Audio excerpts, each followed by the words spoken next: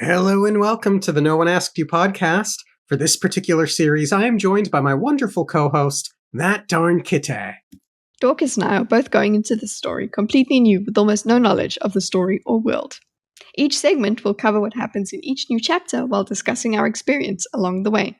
This is the Hero of Ages. It's all in the pages, a blind read-through. And today we are covering Chapter 49. Chapter 49! What a chapter. Mm-hmm. I've got so many notes written in the margins. Oh, yeah. Yes. This week, outside of this, I am continuing on with To Green Angel Tower. I am enjoying it, but I won't spend too long talking about it. How was your week's reading outside of this, Kitty? I finished Crime and Punishment. Hey! So finally. Congrats! Yay!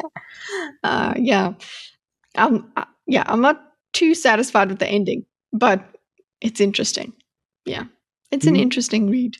Neat. I don't think I know off the top of my head how it ends. I'm sure I've heard the ending at some point or another in my life. It's just off the top of my head. I don't know. Read it. It'll. You know what I enjoyed about it is it actually did do a lot of introspection. I don't know. Just records of thoughts and things like that. It did it very well. I don't know if that was just the translation, but it was good. Nice. So, yeah. If you ever want to look into how to just live in the character's head, there you go.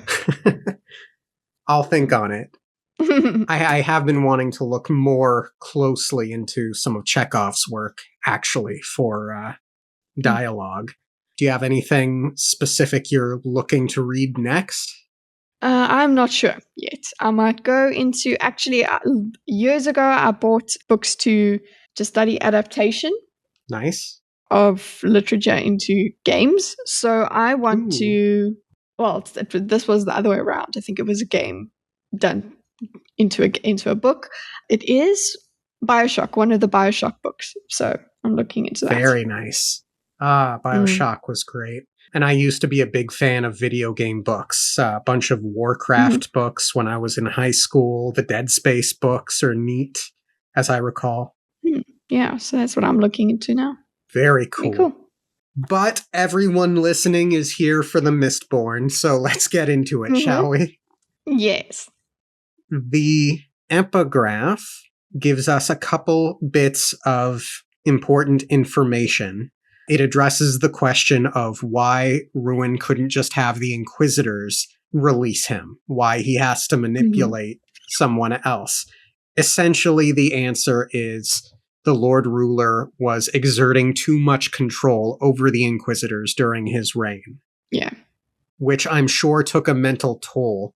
It seems a flaw to me of the Lord Ruler, in a way. I don't know if it speaks to his flaw of arrogance or hubris or perhaps short-sightedness that he would employ such dangerous servants, because Lord Ruler forbid his attention might lapse. Yeah. It opens him up. It's a bit of a liability, yeah. Exactly. The other noteworthy thing for why Ruin couldn't use the Inquisitors is that they would have to have removed their spikes. The line, the power in the well was of preservation, and an Inquisitor could only have taken it by first removing his hemalurgic spikes. And Kitty, as you are so fond of drawing attention to, one of the first things Vin did in the well was remove her earring. Yep, because it was burning. Yeah. Yep. So that's very much confirmation that she was able to do it. I think so. Yeah. Again, I think we're at the point where we're just waiting for the character to find out. Agreed. Completely. Anything else you want to say on the epigraph? Oh, good. Cool. We open in on Sazed writing diagrams. Woohoo! Woohoo! Kitty loves diagrams. Indeed. He's working on the waterway stuff that Spook had tasked him with figuring out. essentially the Lord Ruler didn't do very much at all to set this place up. He just kind of opened up a couple of caverns to allow for the water to flow in more naturally in greater volume. Yeah, he didn't. He didn't. What was it like? The water was already going into this area. Mm-hmm. Yeah, and he just made sure. Okay, it stopped flowing. Yeah, and he did make a bit of machinery so that he could sort of plug the drain and let the water accumulate as well. Mm-hmm. We learn in these first few paragraphs that Sazed's goal here is more to stop water flowing into the cavern so that it will build up in the canals. Mm. Is that correct? Yeah, I think so, yeah. Great. So I think when Spook first brought up this idea, I had, in hindsight, can say mistakenly, presumed that they were going to drain these caverns to fill the canals. But this accomplishes filling the canals without having to drain the caverns, meaning they will still have a stockpile of water. Yeah. Good. Yes, we're good. We do want that. But again, the concern that you brought up last time was, okay, but there's like the canals aren't empty. What are you doing? You're going to drown people. Yeah. Obviously, if it's like a flood. But if it's gradual, I suppose that's fine. Yeah. Gradual would be better. It would give people time to get out. And they really haven't addressed the issue of that, which is a touch concerning. It might be just overlooked. Yeah.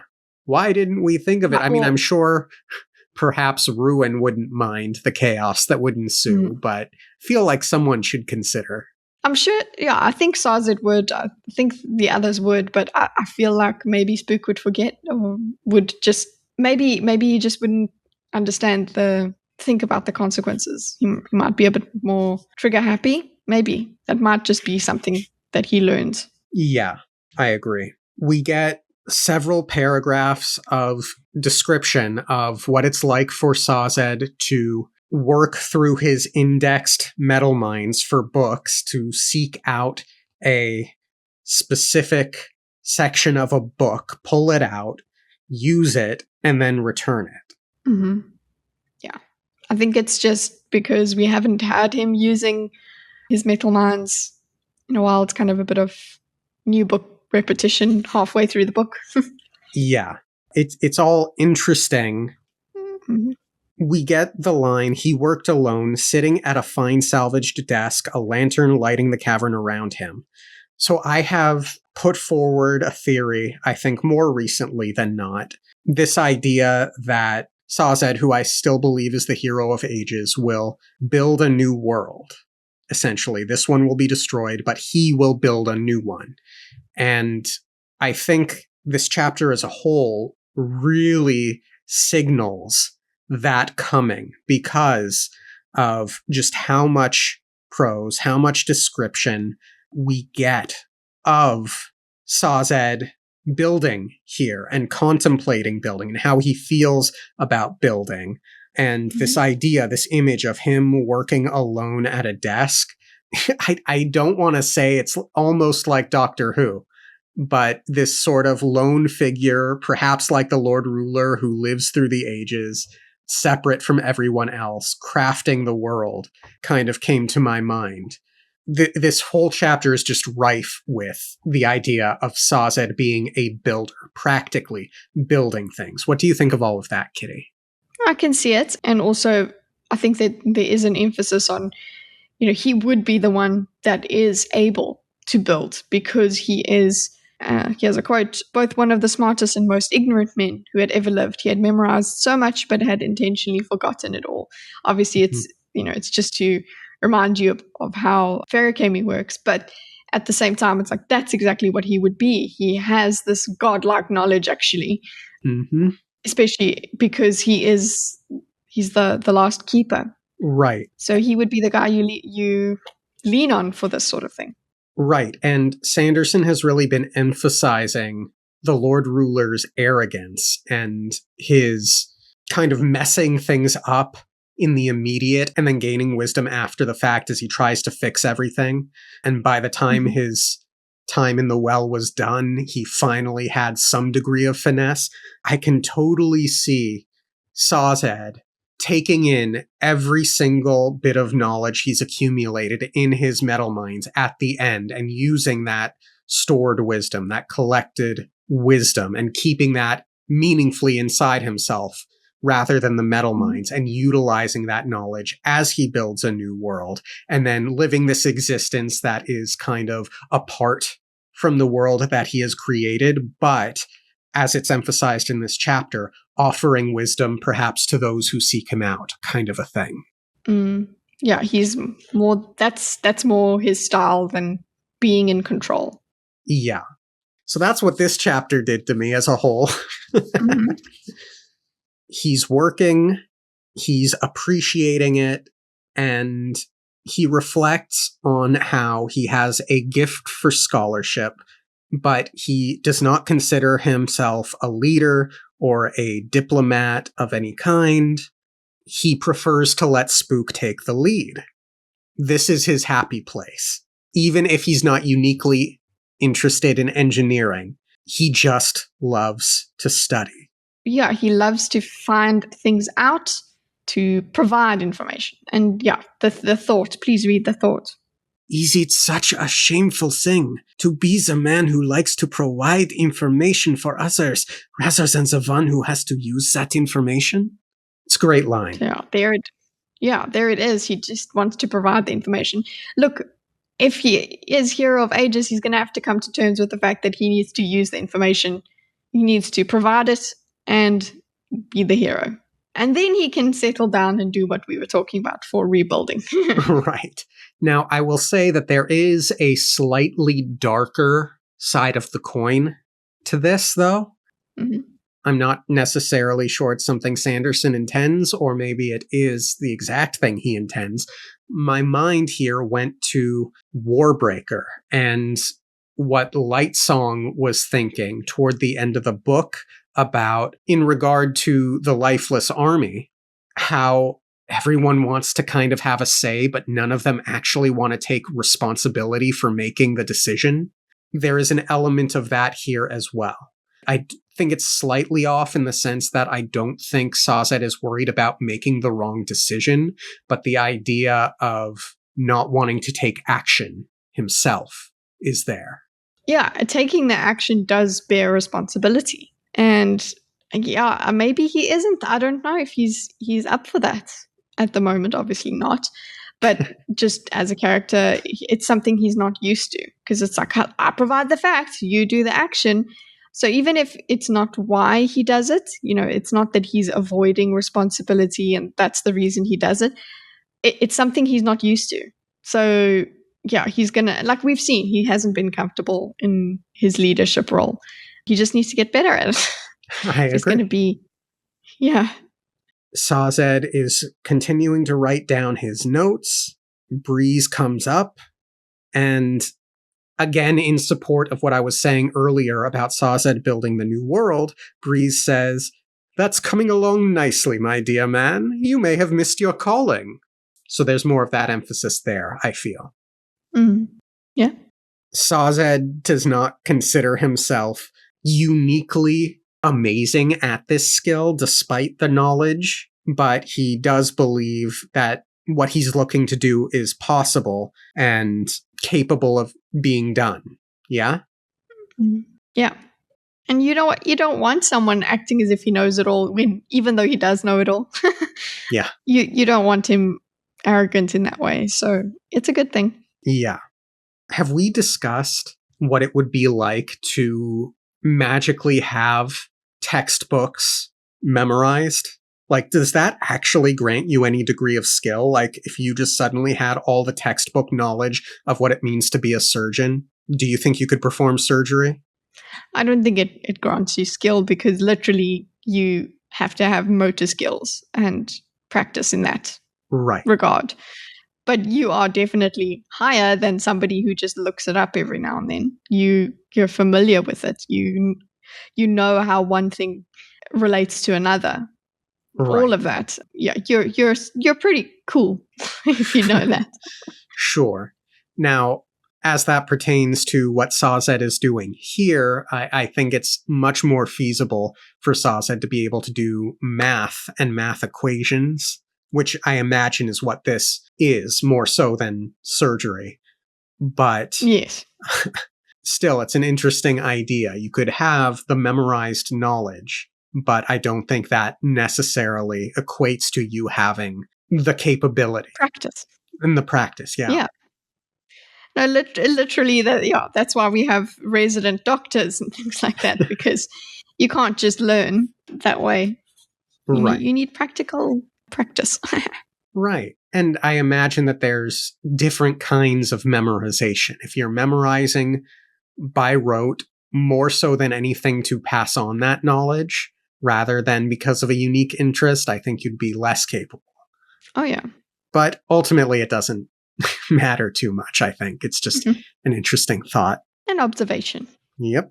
Sazed begins speaking fairly excitedly about how fascinating all of this engineering is, which is great. It's a little glimpse of excitement that we haven't seen in Sazed in such a long time. Yes, it's really great to see him fascinated and nerding out. That's good. Go Sazed. Yes, and even Breeze says so. We get a really nice exchange. After a bit of an excited rant from Sazed, he says, "I apologize. You're not interested in this, are you?"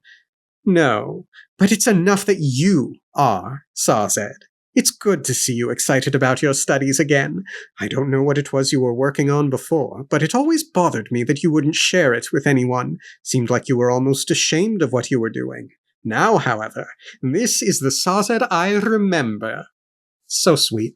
Yes, we need that. Yeah, but I can see as I was reading that, I was like, okay, he's going to feel guilty about it. It's like, I know you want to point it out. It's good, but if he notices it, he's going to be like, oh yeah, I'm happy. I'm not allowed to be happy because he's just in that weird pattern. Right. Holding pattern. Right. And it'll go on later in the chapter to state, and we'll get to it then, that it's more that he's distracting himself rather than he's found a new passion. But for the moment, Sazed thinks that the last time he felt this happy was with Tindwyl, and he immediately, to Breeze, takes it back. He's like, "No, I feel guilty about this. It's not right." And Breeze sort of chastises him. "Why be ashamed of that enjoyment? It's not as if you enjoy killing puppies or something like that. True, I think you're a bit crazy, but if you want to enjoy something so esoteric, then you should feel free. It leaves more room for those of us who prefer common delights, such as getting drunk on Strath Venture's finest wines." I'm so glad Breeze is like, stop feeling guilty for liking things. You're allowed to like things. Yeah. There is a whole speech that he does just before that as well on, Sazed, why do you always have to feel guilty about something? Mm-hmm. You always feel like, so if it's not, oh, I'm not doing enough, then it's, oh, I'm actually doing too much. Then it's, you're never quite satisfied with what you're doing. There's always this guilt, this, I don't know, self-criticism or whatever. It's the complete opposite of of arrogance. Yeah, which is something like, it's a good thing because we don't want an arrogant hero of ages, but also we do want him to be confident. Exactly. I also have to call attention to the fact that we finally got a line from Breeze about drinking Strath's fine wines. Mm-hmm. Yeah, it does give that, actually, just even that, it gives that feeling of, Breeze is trying to be extra cheerful and extra funny, to make people feel better. He is still Breeze. That's still genuinely Breeze anyway. But I felt a little bit like, he's trying his hardest to just bring everybody, a little bit of joy. Right. And Breeze is pushing on Sazed, and Sazed's actually kind of leaning into it now. We get the line, "The truth was he did feel good, better than he had in some time." And again, we're about to get into how this is kind of a false refuge for him. He's just distracting himself. But I do note that oftentimes the feeling follows the act. So if you feel bad, but you do something good, you will feel good. It will help contribute to you feeling good. So yeah, just that's noteworthy. Yeah, it's something that you need to start getting used to. It's something you actually you need to practice and let happen when you're coming out of depression. Right. Breeze notes that not everyone's meant to be a leader. Sazed feels guilty because Ellen left him in charge, and he's just letting Spook take care of things. And Breeze argues leadership is delegation. We get some humorous lines out of Breeze in this segment. Delegation, my friend. Without it, we would have to bake our own bread and dig our own latrines. And trust me, you don't want to taste anything I've had a hand in baking, ever, particularly after I've cleaned a latrine. Very funny. I laughed. Yeah, it just works. I love the line, being in charge isn't about doing anything. It's about making certain that other people do what they're supposed to. Yeah.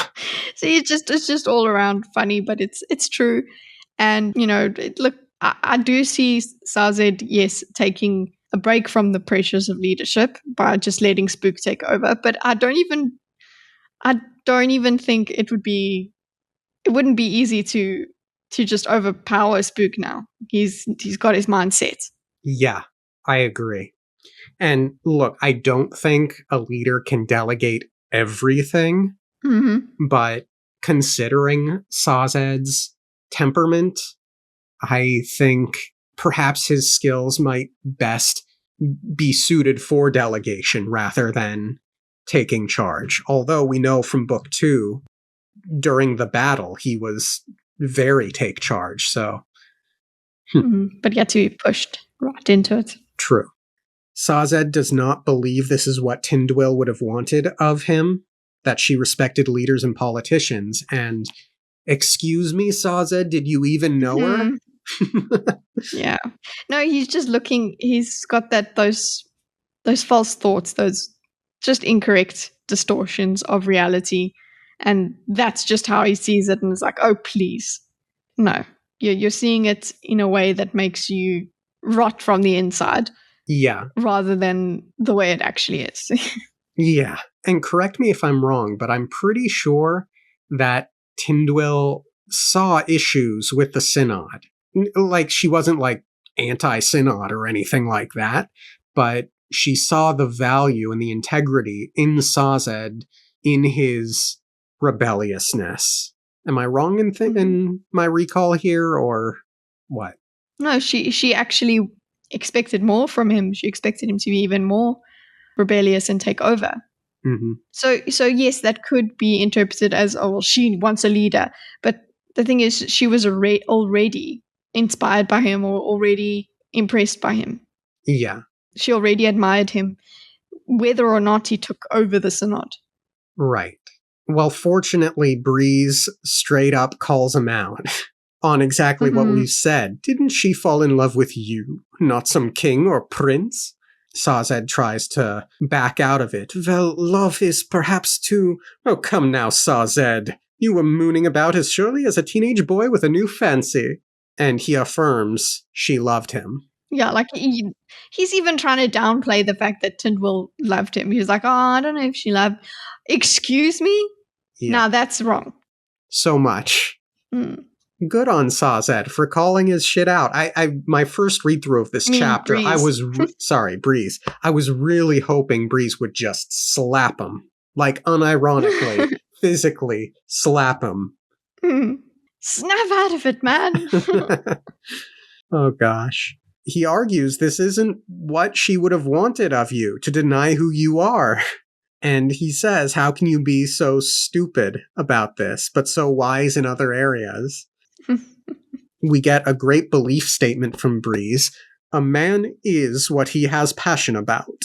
He goes on, I've found that if you give up what you want most for what you think you should want more, you'll just end up miserable. Sazed brings up the fact that sometimes, essentially duty, he uses the word society, needs something else. To which Breeze responds, he doesn't worry about that. He just does what he is good at. It's a little bit like Campbell's follow your bliss idea, I think, which has a lot of sense to it, I suppose. Yeah, but there is also sense in, well, sometimes we can't always do just what we want. Sometimes we will be uncomfortable. But that doesn't mean you must always choose the uncomfortable route, or that you shouldn't use what skills or what interests you have in the service of, your duties. Like, I think Breeze, yes, he does what he wants, but the thing is, he makes sure that what he does will be for good in the end. It's not just hedonistic pursuit. Right. And this is where we finally get the paragraphs where Sazed acknowledges to himself that the engineering is a distraction away from not just Tyndwell, but also his study of religions. We get the line, he didn't want to discover that the last religions in the group held no answers. So that is still looming over him, and he knows he's kind of distracting himself. And I'm like, no, Sazed, that's a lie. I mean, don't distract yourself, but also, like, he's going to get back to the religions eventually. Mm-hmm. Definitely by the end of the book, he's going to go through all of them. I'm calling it now. Mm-hmm. Yeah. Well, and this distraction time does help him build up some clarity as well, some insight into what he's doing. And, it gives him some time for reflection. So it's not the absolute horrible thing it is, but yes, he does have to get back to the religions, and he does have to realize something about them and come back to faith in a certain way. Right. Then the topic shifts. The two of them look over at Spook, who is speaking with Goradel, and Sazed he whispers to Breeze, and we get the line, low enough that even Spook shouldn't be able to hear. And I'm reading that and thinking, Extra doubt. Yeah, extra doubt. If Spook can't hear, Kelsier sure can. And yeah, exactly. And or if he's paying attention, because he might be, I don't know, doing something else. True. But he's thinking of a Tanai being able to hear, but Spook's not a normal Tanai. So right. Immediately about it. Yeah. Right. Sazed is worried about what will happen if Spook fails. And yeah, buck stops with you, Sazed, because you're in charge. But make your choice and then own it. Do you have any other option? Either let him do what he is so passionate about or not? Is he coming up with such terrible ideas? Yeah, exactly. Like, it's not even just, that would be petty. If it's like, oh, because it's Spook's idea, we can't do it. It has to be Sazed's idea. That's just that's poor leadership as well. It's like, it has to be his idea. Exactly. Or he has to be the one to give the order. And then you get a power play between Spook and Sazed, and that's not going to be great for anyone. Yeah. Breeze, there's such an interesting dynamic here between Breeze and Spook in terms of tension, because for the moment, Breeze defends Spook, saying he seems to be doing well so far, and remember, Vin was young when she killed the Lord Ruler. So here he's defending Spook. Mm-hmm. Also the knowledge that not Kelsier doesn't like Breeze and is insulting him to Spook is in the back of my mind throughout this. Yes, exactly. So it's like, is that going to make Spook think, maybe Kelsier is wrong, not Kelsier is wrong? Exactly. Or lying? Sazed believes that this situation is different. He says, yes, but this situation is different. Spook seems odd lately. He is certainly hiding things from us. Why is he so determined to take this city? I wrote under this situation is different. Is it though? We have discussed in the past perception and temperament and how people are going to be treated differently, sometimes fairly and sometimes deeply unfairly. Spook in particular seems to have a quality about him that makes him overlooked or underestimated. And the dynamic here, insofar as Breeze and Sazed are talking, is that now that Spook is finally capable of showing some competence, some confidence, some capabilities, suddenly Sazed is like, I don't trust it. It's like, where is that coming from? And I understand, believe me, I understand there's a lot of meta reason for why everyone should be wary of what's happening with Spook right now because of Ruin, but I'm talking specifically on the human level and people that you and I, Kitty, might interact with on any day-to-day basis. Does that make sense? Yeah, I see what you mean. I see that it's just like, why is it so wrong? Why is he just supposed to stay down? Is that just where he's supposed to remain? We can't trust it. I can see that, but I think from Sazed's point of view, it's more because it's such a huge change. That is something that is worrying. It's not that this is where he belongs, he must stay below me. It's more like, well, that's a massive change. Yes, there's been enough time, and he needs to be aware that, yeah, okay, sure, I just wasn't there to perceive this growth in the boy, and he's now a man. I wasn't there, so that makes sense that I would be a bit worried about it. But I do stand with Sazed when it comes to he's hiding things from us. Yeah. That is what makes me not trust him, because there's something. He's not as open as he was before, and he's just had to promise them, he'll tell them eventually, and that is a lot of trust to put in a person that you're not too sure of.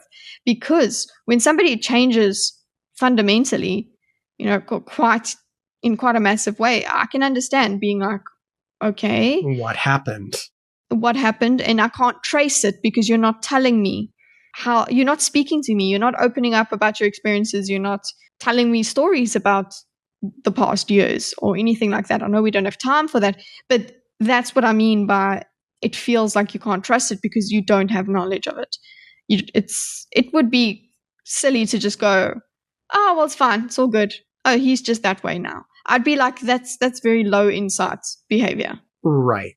Tell me if you think this might be a bit on the nose, but considering there is an element with Spook, I think, of drug addiction on a more meta level, I almost feel if Sazed were to say something like, yeah, I'm not convinced he's secretly Mistborn, but I'm wondering if he has found a drug or something, and that's augmenting.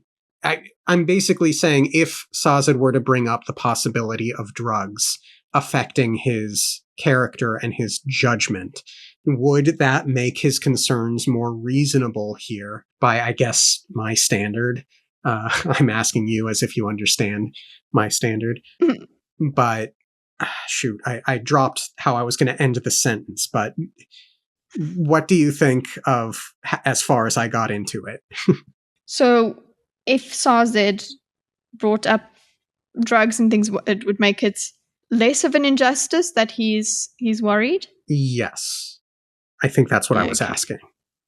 Yeah, like it's less of a judgment on where Spook belongs in the world.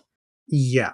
Yeah, it would. I think it would add to it because it's part of the genuine concern that he has. It's not. I don't believe it's Spook belongs in this position. He belongs under my foot. He belongs under everyone else, and that's why I'm suspicious of this.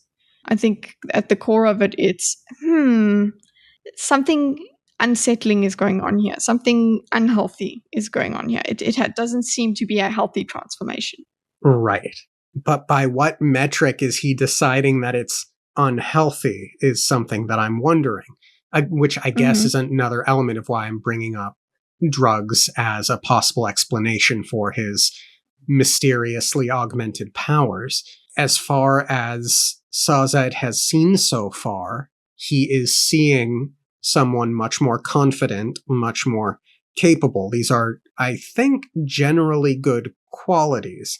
I am fortunate in my life that I haven't had any up close and personal experiences with drugs. don't recommend them, don't do them.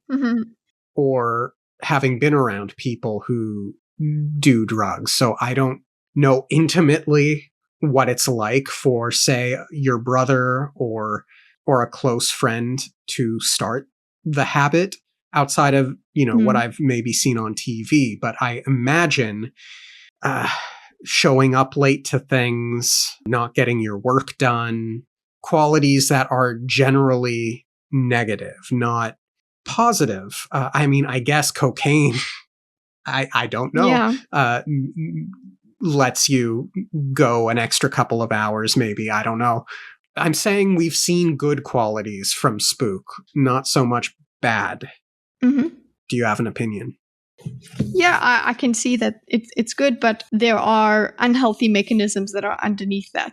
So that's what makes me. And I agree. I'm saying we as people reading Spook, not characters in the world. So they don't know about those underlying mechanisms, but I can see why their assumption of them being unhealthy is offensive. It's like, oh, you're assuming that I've done something unhealthy because I'm competent now. There's this tone of injustice in it. Right. And to clarify, from the outside perspective, me looking in, I'm very concerned about Spook, but I'm skeptical on an inward level, I think, of Sazed's concern. Not wholly. I'm not saying it's entirely unreasonable, but I'm defensive of Spook, who has never had his time to shine, and now that he's finally getting a time to shine, suddenly there are doubters. It's not fair. Yeah, I can see that. That's where you're landing. I'm seeing more reason behind it. It's I can understand it looks unfair and it feels unfair, but I don't think Sazed's heart is in the wrong place. Oh, that I agree with. Absolutely. It's what makes all of this so compelling to read. Anyway, finally moving on. Breeze again defends Spook. He thinks it's good for him to show determination. That lad has been far too passive for most of his life. Sazed is worried about the plan. Breeze basically has revised his opinion from before, whereas he said before we didn't have a Kelsier figure, now we sort of kind of do. He's not everything Kelsier was, but the people here might actually perceive Spook to be like him. In fact, we get the line, Kelsier succeeded not because of who he was, but because of who people thought he was. And I wrote, that's basically what Shalon and Yasna have been contemplating in current Words of Radiance. Now just Shalon. Yeah. But yeah, that's just a nice little, I don't want to say overlapping Sanderson, but I mean a recurring Sanderson theme. Yeah, recurring theme, yeah. Yeah. Spook notices them and goes over. Spook looks fatigued, and Sazed notes that basically Spook stays up longer than them and is up earlier than them, which is a concern. Yeah, that is a huge worry. That is a huge worry. And then what he runs out of pewter and dies of exhaustion? There's a big difference between a pewter drag and I suppose a tin drag. As we've learned, yeah. Yeah. So concerning for Spook. Because he's going to apply the same rule that he's done with tin. He's like, oh, I've benefited from tin. So this is just going to be the same. I'll be a cool pewter savant. And we've already had hints that is not a good thing. Very much hints. We've gotten direct statements. Spook is concerned. He thinks something feels off. Breeze makes I was going to say snide, but it's more flippant than snide comment. And Spook gives Breeze a flat look. So I'm like, oh, more of that dynamic. More of that Kelsier not liking him. Yep. And we see it affecting Spook. Spook feels that Quellion should have attacked by now, and I'm actually concerned about it. We don't really get an answer to it. We get suppositions, and I don't believe it's that Quellion is incompetent. I'm actually genuinely concerned about what Quellion is up to. Yeah, exactly. It's like, why not? I agree with the suspicion. Yeah. I was half expecting an attack any moment now, and it doesn't come, and so it left me with a feeling of unfulfillment. Like, where's the attack? Where's the attack? So I think that was well crafted by Sanderson in this chapter. Yeah. It's like, okay, if it's not a direct attack, then it's something else that is thwarting our plans and we don't know what it is. This is a big deal. Yep. Breeze wonders how Quellion took charge, and after a description of how Quellion kind of keeps everyone in line, and essentially he made everyone go out into the mists. By law. By law. And the people who died weren't pure. And then after that, they started killing the nobility. This was a big revelation in this chapter, by the way. Spook says, he completely glossed over the fact that the nobility never got taken by the mists. Whoa! Yeah, that's a big deal. Yeah, that is a huge deal. Like, and we find this out now. Right? So we also know from a previous chapter that the terracemen aren't taken by the mists. So it is only the Ska. Why? Yes. Why? What does this mean? It means something. Right? And again, we don't specifically know that the Mistfallen are good. We don't specifically know that the mists are preservation, but it's kind of like seriously feeling like that. And what does it mean then that the Ska are the only ones to be attacked by the mist? Because that would make one think that the Ska are of ruin rather than preservation. But that doesn't jive with my theories that the Mistfallen are actually strong with preservation. How does it all connect? Oh my God, I want to know. Yep. Lovely mysteries woven into the whole story. Yep. Spook goes on to say, the nobility seemed immune to the mist sickness, not Ska who had noble blood, but actual nobility. And I also want to know, how did the Lord Ruler's division of Ska and noblemen play into all of this? Did the Lord Ruler know something and divide the two along this very specific line? Or was there something else at play, another factor? Yeah, did he make nobility, so with allomancy, by giving them allomancy? Did he just make normal people nobility, and then once nobility was created, everyone else turned into Ska? Or is there some that there was some type of personage that was Ska already? I don't understand. Right. I don't know. I kind of have this idea that some people are born more of preservation and others are more of ruin. Maybe there's something there, but I don't think there's anything specific to that or specifically noted up till now of that being a possibility. Anyway, Sazed thinks this is strange and wonders if Elend knows about this. So I don't necessarily think Elend does, but Sazed now has the more complete information that both the terracemen and the nobility are immune. And that's important. Very. Essentially, the nobility weren't going out in the mist anyway, so it's unlikely that Elend would be able to know beyond a certainty at this point. He has to ask the question, and nobody's asked the question. So yeah. Although Elend is starting to ask questions, which is good. Spook gets us back on track on Quellion. He's a bully, and an attempt on their lives should have happened by now. Breeze agrees, and he's fairly confident for every one person that dies in a fire, 3 more are dead in an alley.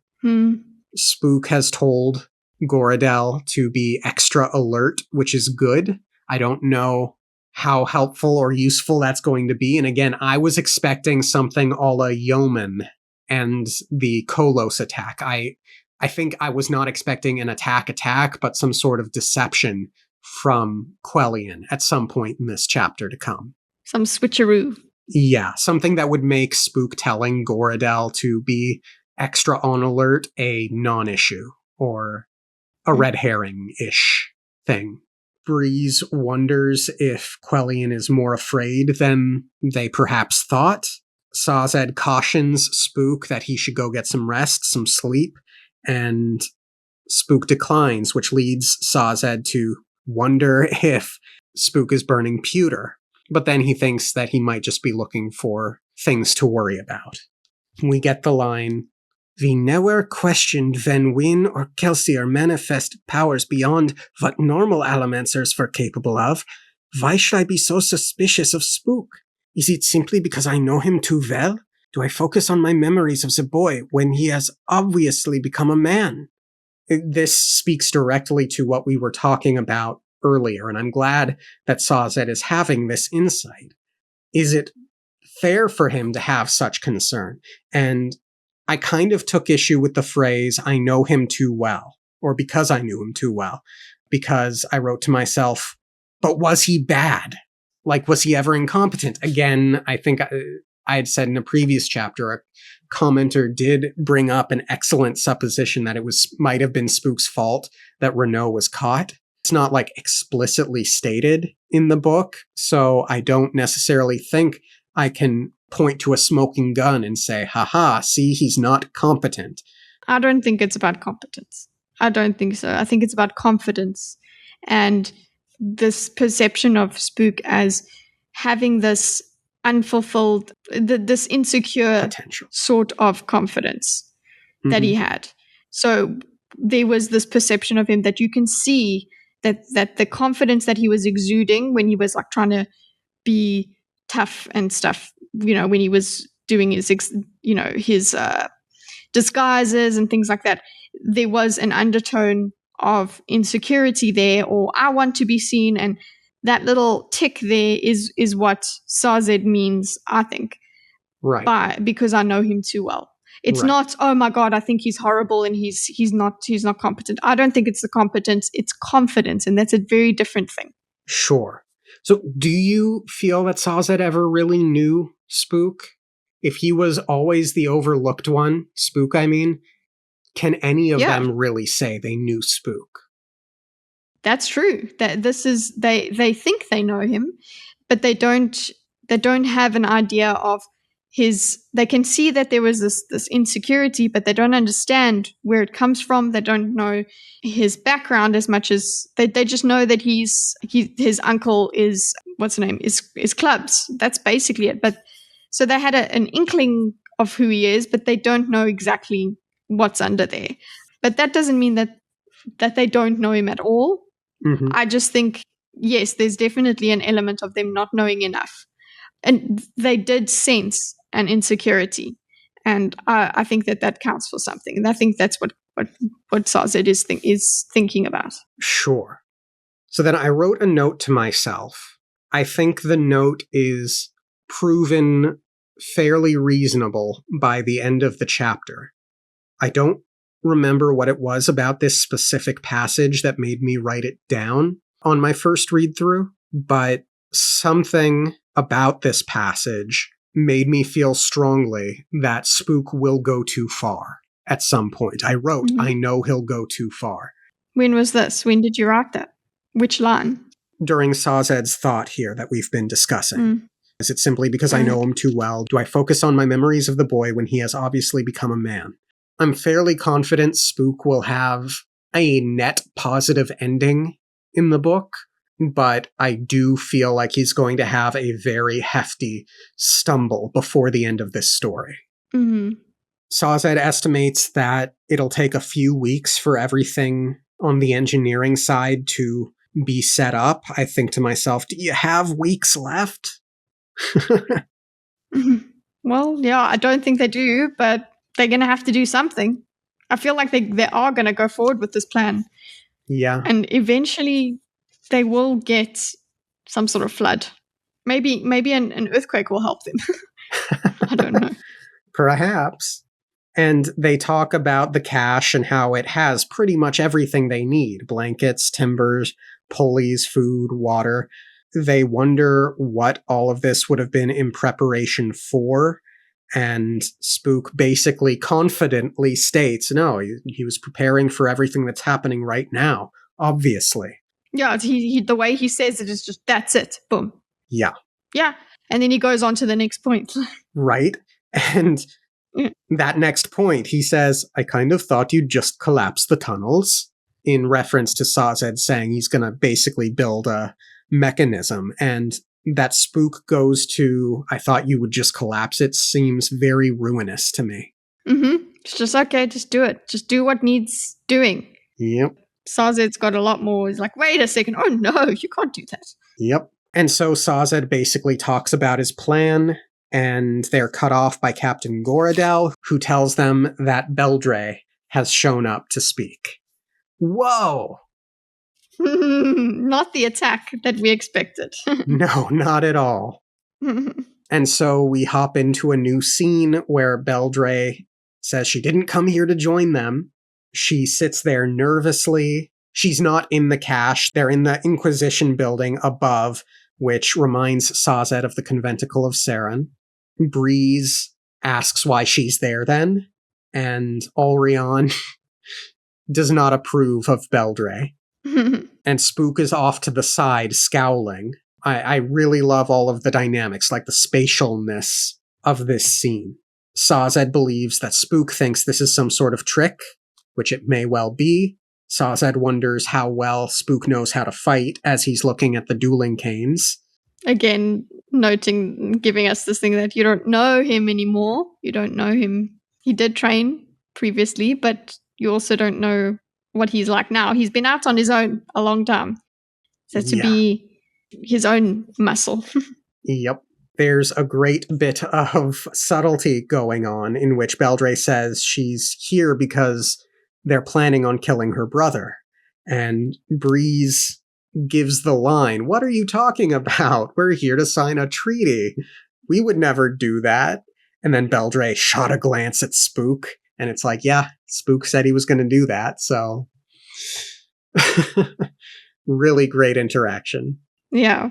Him excluded, but Spook, he says Spook is harmless, and that's not going to be good for Spook's ego. He's not going to enjoy that, and Kelsey is going to jump on that. It just adds to the whole Breeze is not my friend thing. Very much so. So Breeze's line is exactly, him excluded. Spook is harmless. Really, you shouldn't. And then Spook cuts him off. I look at that line and I wrote undermining, insulting. And there are lines later about it being an insult and bickering. And first off, Breeze, you were defending Spook just a few moments ago. Why would you insult him in this situation? He doesn't even see it as an insult. That's the thing. That's how thoughtless he is. Because he's used to calling Spook harmless. He's used to seeing Spook as harmless. So it's not an insult at all. It's just the way things are. And him saying Spook is harmless as well is he's trying to tell Beldre that Spook is harmless because Beldre is scared. Right. So that's another thing. That's another angle that he's going for. Is like, listen, don't worry about Spook. But yes, the way that he goes about it is very flippant and arrogant. Right. But it's like, for me, it's like, Breeze, sure, I understand what you've just said, Kitty, but what makes you think that that's an okay thing to say, Breeze? And it speaks to, again, that sort of ephemeral quality I have tried so hard to talk about with Spook as being the overlooked one. It's like, what quality is this that makes people think it's okay to jab at a person? Is it just that they sit there and take it, or have sat there and taken it in the past? They don't, that's my point, is that they don't even see it as a jab. That's how far how they don't see that person. They really don't see that they could be harming that person or insulting that person. They just think that's just the way it is. So it's not even a jab. They don't think, I'm going to jab at Spook and I don't care. They don't even think it's a jab. Right. But it is. And these little like needling things, that's how you get a dangerous Spook. But Spook, again, confidently and in control, interrupts Breeze and says that he's making them both seem like idiots and that everyone in the city knows why they're there. And the room falls silent. Sazed thinks to himself, he looks a bit like an inquisitor wearing those spectacles beneath the bandages. I just wrote, whoa. Ruin's servant parallel. I don't think parallel is the exact right word here, but this idea that Spook is essentially doing Ruin's bidding, or is not doing his bidding, but being influenced by Ruin and the fact that the Inquisitors are Ruin's creatures, there's something very literature about that, you know? Mm-hmm. It's very worrying. Yeah. Spook is skeptical Beldre only came here to plead for Quellian's life. Beldre says, "You're of the survivors' crew. My brother's a good man. Please don't kill him. Give him more time." To do what? What, to come around? I have to believe. I don't think it's To find sanity? Yeah, or to be a good leader or anything like that. I think it's to come around. Yeah. Sazed wants to know why Quellian would be different, and Beldre goes on to explain he doesn't believe the story that the crew has told, that they were the survivors' friends and that they played a significant role in helping to overthrow the final empire. He thinks that they are just riding his coattails to fame, and Spook gets the excellent line, "I wonder where your brother got an idea like that. Perhaps he knows someone else who's claimed to have the survivor's blessing, killing people in his name." Beldre blushed. I wrote, "Boom!" As she should. Yes, she should. Yes. That's a really nice jab there. Yeah.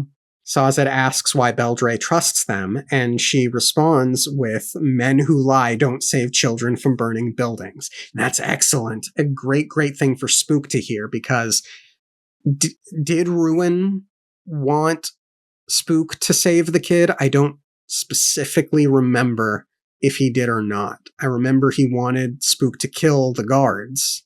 Yeah, he wasn't so much like, get the girl or whatever. It was just about Spook staying alive and getting out. Yeah. Not to mention how that line resonates in light of Spook's threat to kill Quellian, which is on the top of Beldre's mind, considering that subtle look we mentioned earlier. Spook made a threat, and he's someone who doesn't lie, in her mind. So at this point, Spook orders them all out. Breeze, Sazed, Ulrion, outside with me. Goradel, watch her. And I wrote, authoritative Spook. In yours, does it say watch her? Mine says watch the woman. Oh. Yeah, that's a difference. Glad we caught that one. Spook asks their opinion. Ulrion doesn't like her. Breeze thinks it's because of feminine competition. Spook asks Breeze what he thinks, to which Breeze responds, "About the girl or about you insulting me in there?" To which Spook responds, "The first. Your pride isn't important right now." And I wrote in the margins, "Who insulted whom, Breeze?" Well, you see, Breeze does not see it as an insult at all. I know. As much as he's supposed to be, very aware of people and things like that, he should understand that he did something wrong to invoke that, to provoke that insult. Yeah. Or has done. So he should have picked up immediately, oh shit, that's why he did that. But he's like, no, let's confront this, like, you insulted me. Oh, your Fifi's got hurt, Breeze. Well, how's about that? Other people can get hurt by what you say as well. Yep. So he was, and the fact that he went quiet, obviously, after that was a big deal. Yeah, I love the dismissive thing. Like, it's true. We don't have time to talk about you insulting you right now. Yeah. And there's nothing more, I say this sarcastically, there's nothing more aggravating than a pushover who finally starts standing up for himself, right? I suppose, yeah. It's like, oh, you're so inconvenient. I was so used to you just doing as told. I relied upon you to do as you were told. Yeah. But look, Breeze, I think, isn't the kind of person who would hold a grudge. I think he'll be like, I'm glad Spook is finally standing up for himself. Eventually. Eventually, but don't insult Breeze for it, because he's, like he says, his pride is always important. Right, which is his next line, and I didn't get that so much as a snapback, more as his just sort of general flippancy. Yeah. Editor Dorkus here in to add that there is definitely an element, I don't think Kitty and I got into it, of Breeze testing the waters here. He's experimenting with Spook to figure out who this new spook is, what he's willing to take, so to speak. He affirms his read on Beldre is that she's noble and very frightened at that moment, and Alrion points to her hands as clean and soft to affirm that she's probably noble, which is a juicy bit of information, Quellion and Beldre both being noble. Or at least Beldre. Yeah, is this her half-brother or something? Or maybe they aren't even brother and sister, although yeah, why pretend? But she seems to care. Yeah. Yeah. I think you're probably right. Half-sibling. Mm-hmm. Sazed believes she's naive, expecting that they would listen to her and then let her go. Spook nods, they go back in. But he heard something. Yes, he took a moment to listen on the inside. Like, is she whispering to him or something like that? Like, I was thinking, is that something she's doing? Interesting thought. Yeah, because Gorodal might not hear it, but he would. Yeah. So maybe she'd said something. Interesting. Spook says that they're going to give her plenty of time to explain her point. Beldre responds that she doesn't have long. She didn't tell him she was leaving, and it dawns on her that they are going to take her captive. Very naive of Beldre. More naive than I would have expected of Beldre, honestly. Unless it was her plan and that's what she whispered to him or something, I don't know. Maybe. And then Spook turns to Breeze and says, "How do you think the people would respond if I started spreading the rumor that the citizen's own sister has turned against him, fleeing to our embassy for protection?" Breeze thinks that's very clever. Almost makes up for how you treated me. Have I mentioned yet how rude that was? And he says this in front of Beldre, which, again, I feel is like more undermining of Spook in this moment. Now, someone like Kelsier might be able to laugh it off, but Spook is uniquely sensitive, I think, and under the influence of Ruin, which Breeze doesn't know. I don't think it was wise of Breeze. Not that he would have any reason to think saying so would be an issue. Oh my goodness, does Spook kill Breeze? I hope not. Yeah, he does. Oh no, that would be a pretty unforgivable act in my book. Seems like it might be. Even if he's under the influence. Anyway, Beldre argues that no one would believe that she deserted, and apparently Beldre told no one she was coming, and then she snuck in here and ran up before the guards, Quellion's guards, could stop her, so that those guards would be able to confirm, as Spook says, that she came of her own free will. It doesn't look good, says Breeze. As Beldre wilts, Sazed's like, yeah, she really is naive. The citizen must have spent a lot of care and effort keeping her sheltered. I think there's something there we're supposed to latch on to, but I'm not sure what. Yeah.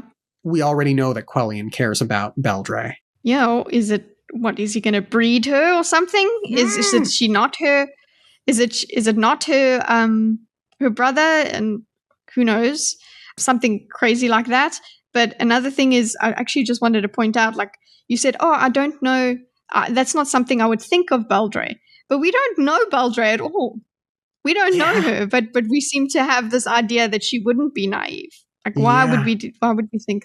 So there you are guilty, Dorkus, of having a perception of someone that has no real founding. You don't really know her, but you've made a perception and a judgment about her that she's smart and she's everything. And then you've like, no, but I wouldn't expect her to be naive. Why? We don't know enough about her. I guess I just figured she would be a bit more jaded or nihilistic, is the impression I got from the way I don't want to use the word mopes, because I don't think that's quite what it is, but I guess that sad look in her eye that Spook senses lends itself to a jaded perception, and a jaded perception strikes me as, of course they would take me prisoner. Kind of a pessimism. Yeah, it does. It doesn't make sense. Yeah, it's and also just a lot of sadness goes along with intelligence. So Sazed worries how Quellion will react when he figures out what has happened. he wonders when Spook got so clever.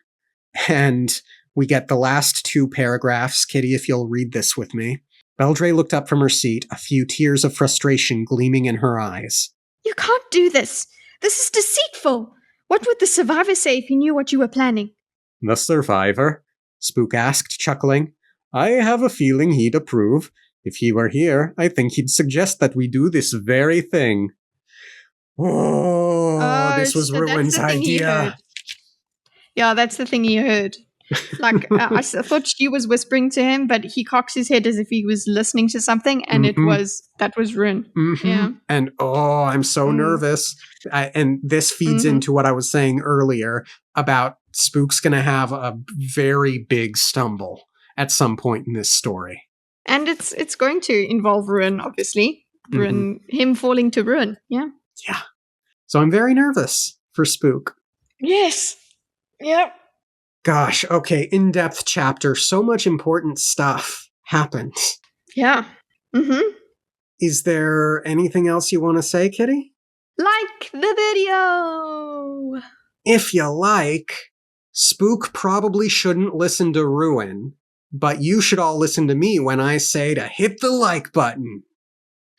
Yeah!